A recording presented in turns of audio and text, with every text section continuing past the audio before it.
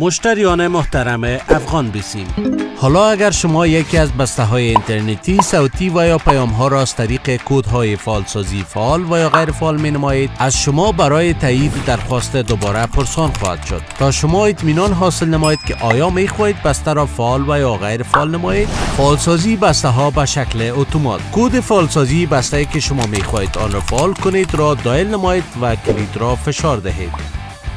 اکنون بسته فعالسازی به شکل اتومات و یا غیر اتومات را انتخاب کنید و کلید ارسال را فشار دهید.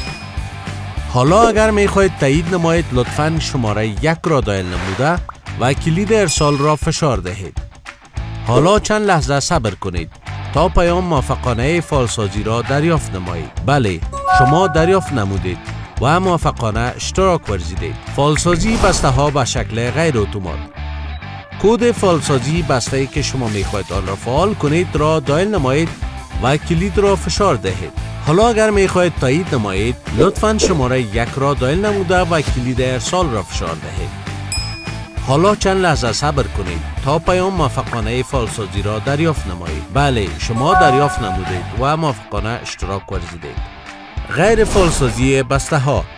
فقط کد بسته که شما می خواهید آن را غیر فعال سازید دایل نمایید. حالا اگر می خواهید تایید نمایید، لطفاً شماره 1 را دایل و کلید ارسال را فشار دهید. حالا چند لحظه صبر کنید تا پیام موفقانه غیر فعال سازی را دریافت نمایید.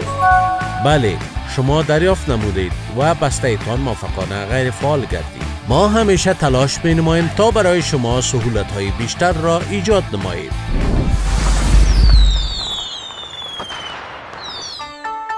سریعترین و بزرگترین شبکه 4G در افغانستان.